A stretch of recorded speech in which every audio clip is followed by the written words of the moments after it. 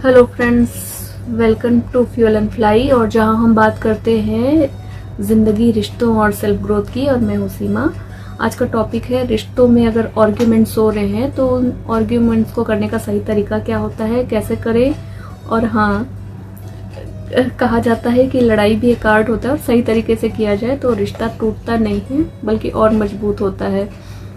तो ज़्यादातर जो कपल्स हैं वो लड़ते हैं तो उनका मकसद होता है एक दूसरे को समझाना नहीं होता है, बस जीतना होता है। आवाज़ बढ़ जाती है, शब्द तीर बन जाते हैं और दिल से तो वो दूरी हो जाते हैं।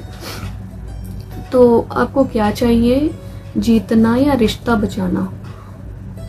तो जब आप आर्ग्यू कर रहे होते हैं तो याद रखिए कि आप सामने वाले से नहीं, सिचुएशन से लड़ रहे होते हैं।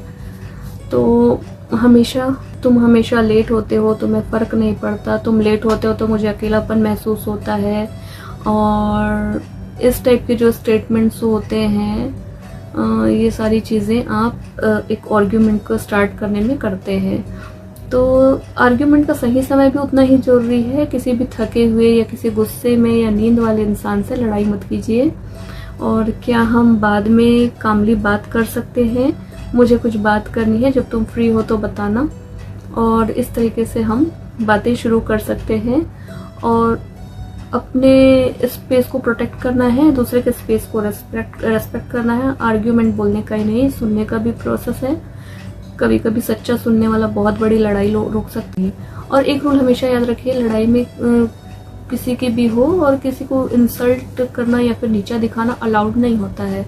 तुम बेवकूफ़ हो, तुमसे कुछ चीज़ें समझती नहीं है और मैं फ्रस्ट्रेटेड फील कर रही हूँ या कर रहा हूँ, चलो सोल्यूशन ढूंढते हैं। रेस्पेक्ट लूज करने में बस एक लफ्ज़ लगता है और वापस आने में पूरी उम्र लग जाती है।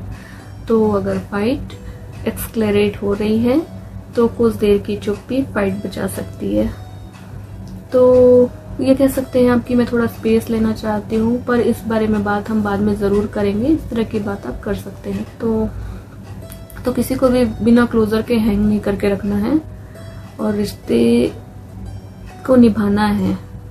तो अगर आपने किसी को हर्ट किया है जाने में अनजाने में तो माफ़ी मांगे। इसमें ईगो नहीं, मैच्योरिटी दिखती है। और आर्ग्यूमेंट की बात करें तो कनेक्शन में, रिश्तों में करना ज़रूरी होता है। और एक हग होता है, एक ऑनेस्ट कन्वर्सेशन होता है, या फिर एक लाइन की मैं अब भी तुम्हारे साथ हूँ बहुत असर करती है।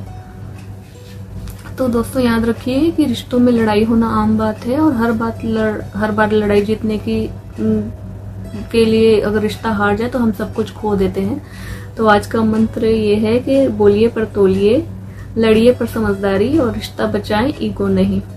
तो अगर ये वीडियो आपको वैल्यू दे रही है तो लाइक करें, सब्सक्राइब करें और कमेंट में बताएं कि आपको कौन सी बात सबसे ज़्यादा कनेक्ट हुई। और मैं हूं सीमा और मिलते हैं अगले वीडियो में पॉजिटिविटी और सच्चाई के साथ फ्यूल एंड फ्लाई पे।